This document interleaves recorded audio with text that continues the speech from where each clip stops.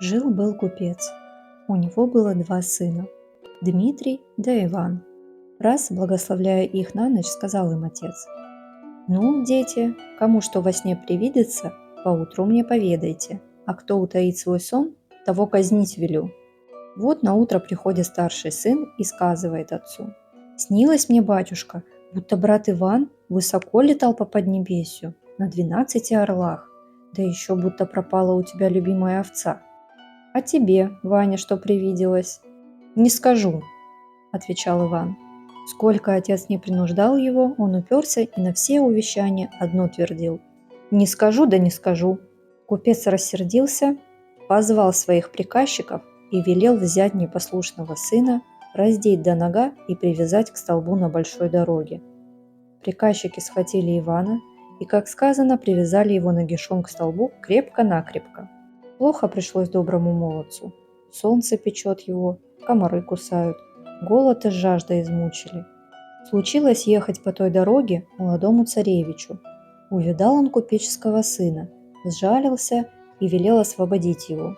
Нарядил на свою одежу, привез к себе во дворец и начал расспрашивать: «Кто тебя к столбу привязал?» Родной отец прогневался. «Чем же ты провинился?» Не хотел рассказывать ему, что мне во сне привиделось. «Ах, как же глуп твой отец! За такую безделицу да так жестоко наказывать! А что тебе снилось?» «Не скажу, царевич». «Как не скажешь? Я тебя от смерти избавил, а ты мне грубить хочешь? Говори сейчас, не то худо будет». «Отцу не сказал, и тебе не скажу». Царевич приказал посадить его в темницу. В тот час прибежали солдаты и отвели его, раба Божьего, в каменный мешок. Прошел год. Вздумал царевич жениться. Собрался и поехал в чужедальнее государство свататься на Елене Прекрасной. У того царевича была родная сестра, и вскоре после его отъезда случилось ей гулять возле самой темницы. Увидал ее в окошечко Иван, купеческий сын, и закричал громким голосом: «Смилуйся, царевна, выпусти меня на волю, может, и я пригожуся, ведь я знаю, что царевич поехал на Елене Прекрасной свататься, только без меня ему не жениться, а разве головой поплатиться. Чай сама слыхала, какая хитрая Елена Прекрасная и сколько женихов на тот свет спровадила. А ты берешься помочь царевичу? Помог бы, да крылья у сокола связаны». Царевна тотчас отдала приказ выпустить его из темницы. Иван, купеческий сын, набрал себе товарищей, и было всех их с Иваном 12 человек, а похожи друг на дружку, словно братья родные. Рост в рост, голос в голос, волос в волос. Нарядились они в одинаковые кафтаны, по одной мерке шитые, сели на добрых коней и поехали в путь-дорогу. Ехали день, и два, и три, на четвертый подъезжают к дремучему лесу, и послышался им страшный крик: «Стойте, братцы!» – говорит Иван. «Подождите немножко, я на тот шум пойду». Соскочил с коня и побежал в лес. Смотрит, на поляне 3 старика ругаются. «Здравствуйте, старые, из-за чего у вас спор?» «Эх, молодой юноша, получили мы от отца в наследство 3 диковинки: шапку-невидимку, ковер-самолет и сапоги-скороходы. Да вот уже 70 лет как спорим, а поделиться никак не можем. Хотите, я вас разделю?» «Сделай милость». Иван, купеческий сын, натянул свой тугой лук, наложил 3 стрелочки и пустил в разные стороны. Одному старику велит направо бежать, другому налево, а третьего посылает прямо. Кто из вас первый принесет стрелу, тому шапка-невидимка достанется. Кто второй явится, тот ковер-самолет получит, а последний пусть возьмет сапоги-скороходы. Старики побежали за стрелами, а Иван, купеческий сын, забрал все диковинки и вернулся к своим товарищам. «Братцы, — говорит, — пускайте своих добрых коней на волю, да садитесь ко мне на ковер-самолет». Живо уселись все на ковер-самолет и полетели в царство Елены Прекрасной. Прилетели к ее стольному городу, опустились у заставы и пошли разыскивать царевича. Приходят на его двор. «Что вам надобно?» – спросил царевич. «Возьми нас, добрых молодцев, к себе на службу. Будем тебе родить и добра желать от чистого сердца». Царевич принял их на свою службу и распределил, кого в повара, кого в конюхи, кого куда. В тот же день нарядился царевич по-праздничному и поехал представляться Елене Прекрасной. Она его встретила ласково, угостила всякими евствами и дорогими напитками и потом стала спрашивать. «А скажи, царевич, по правде, зачем к нам пожаловал?» «Да хочу, Елена Прекрасная, за тебя посвататься. Пойдешь ли за меня замуж?» «Пожалуй, я согласна. Только выполни наперед 3 задачи. Если выполнишь, буду твоя. А нет, готовь свою голову под острый топор. Задавай задачу. Будет у меня завтра, а что не скажу. Ухитрись-ка, царевич, да принеси к моему незнаемому свое под пару». Воротился царевич на свою квартиру в большой кручине и печали. Спрашивает его Иван Купеческий сын. «Что, царевич, не весел? Али чем досадила Елена Прекрасная? Поделись своим горем со мною, тебе легче будет». «Так и так», – отвечает царевич. «Задала мне Елена Прекрасная такую задачу, что ни один мудрец в свете не разгадает». «Ну, это еще небольшая беда. Молись-ка Богу да ложись спать. Утро вечера мудренее. Завтра дело рассудим». Царевич лег спать, а Иван, купеческий сын, надел шапку-невидимку да сапоги-скороходы и марш во дворец к Елене Прекрасной. Вошел прямо в почевальню и слушает. Тем временем Елена Прекрасная отдавала такой приказ своей любимой служанке. «Возьми эту дорогую материю и отнеси к башмачнику. Пусть сделает башмачок на мою ногу, да как можно скорее». Служанка побежала куда приказано, а следом за ней и Иван пошел. Мастер тотчас же за работу принялся, живо сделал башмачок и поставил на окошко. Иван, купеческий сын, взял тот башмачок и спрятал потихоньку в карман. Засуетился бедный башмачник. Из-под носу пропала работа. Уж он искал, все уголки обшарил. Все понапрасну. Вот чудо, думает.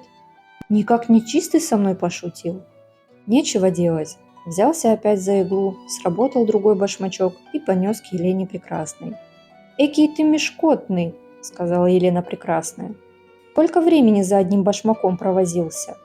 Села она за рабочий столик, начала вышивать башмак золотом, крупным жемчугом унизывать, самоцветными камнями усаживать. А Иван тут же очутился, вынул свой башмачок и сам тоже делает. Какой она возьмет камушек, такой и он выбирает. Где она приткнет жемчужину, там и он насаживает. Кончила работу Елена Прекрасная, улыбнулась и говорит. «С чем-то царевич завтра покажется». «Подожди», – думает Иван, – «еще неведомо, кто кого перехитрит». Воротился домой и лег спать. На заре на утренний встал он, оделся и пошел будить царевича. Разбудил и дает ему башмачок. «Поезжай», – говорит, – «к Елене Прекрасной и кажи башмачок, это ее первая задача». Царевич умылся, принарядился и поскакал к невесте, а у ней гостей собрано полны комнаты. Все бояре да вельможи, люди думные. Как приехал царевич, тотчас заиграла музыка, гости с мест повскакивали, солдаты на караул сделали. Елена Прекрасная вынесла башмачок крупным жемчугом унизанный, самоцветными камнями усаженный.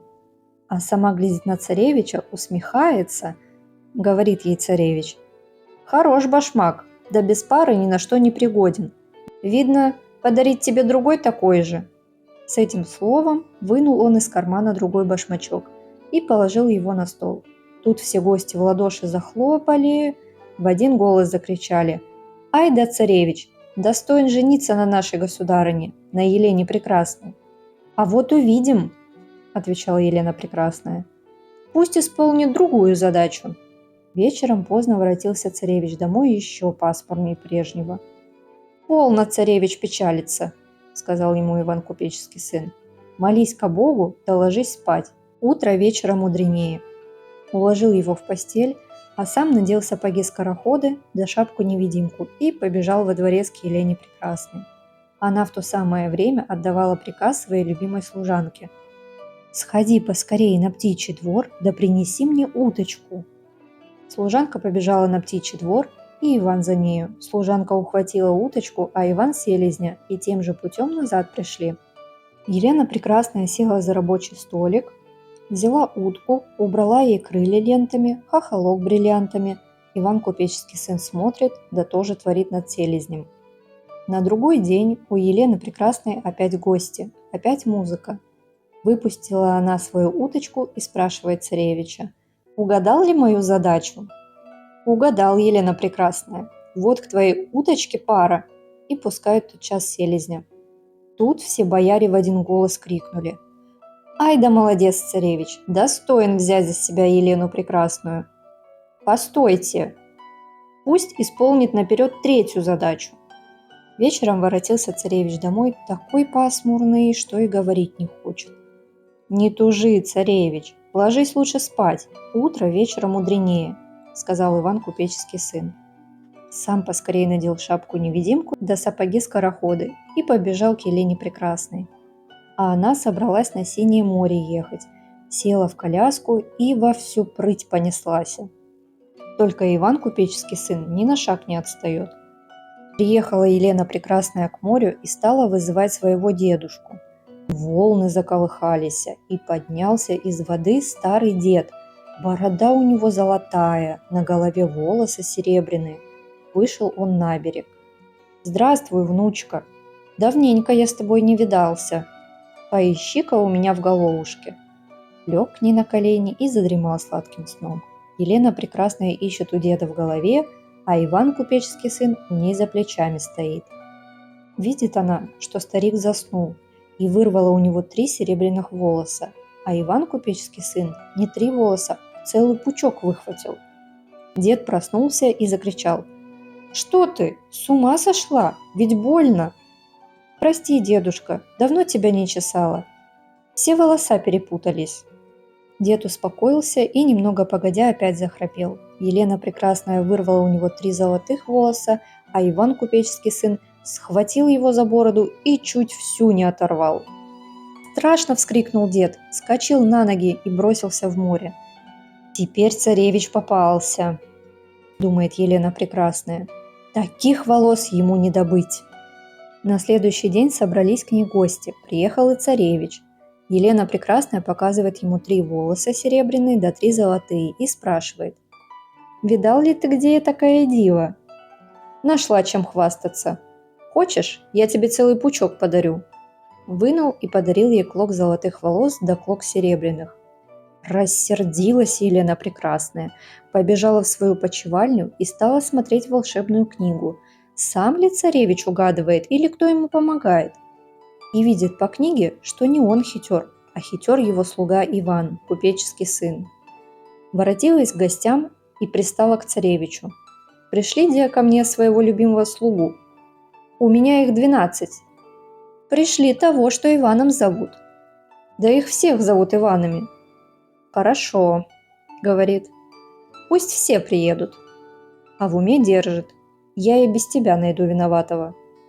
Отдал царевич приказание, и вскоре явились во дворец 12 добрых молодцев, его верных слуг. Все на одно лицо, рост в рост, голос в голос, волос в волос.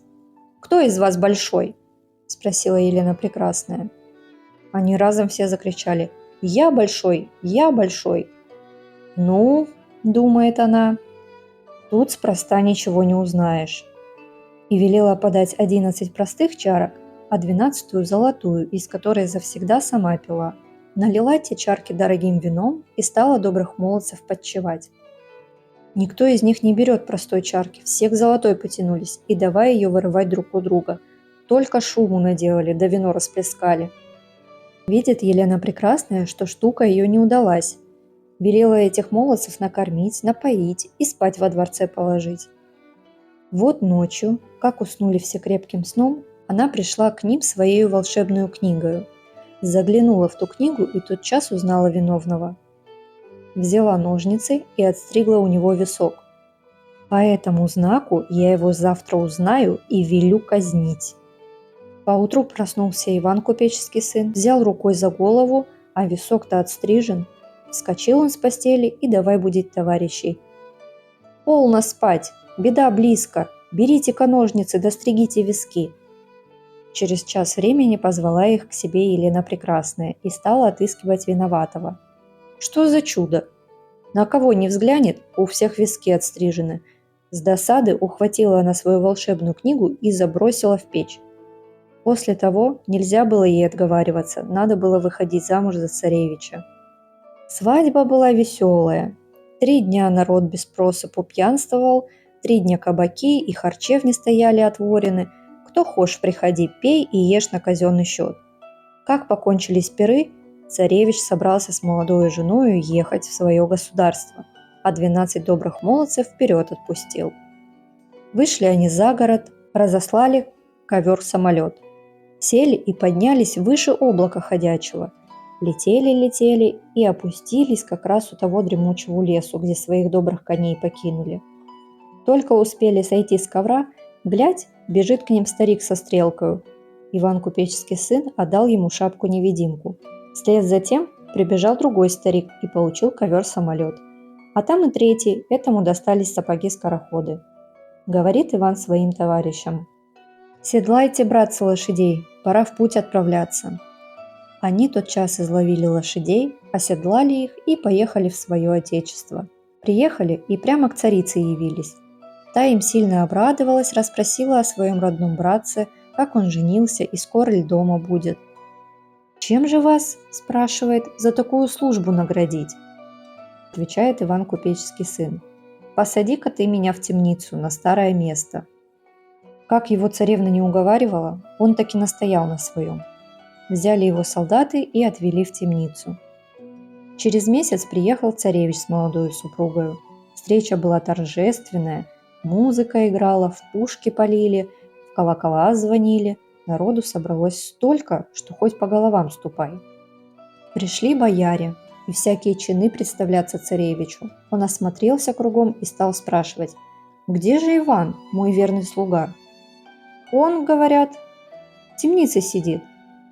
«Как в темнице? Кто смел посадить?»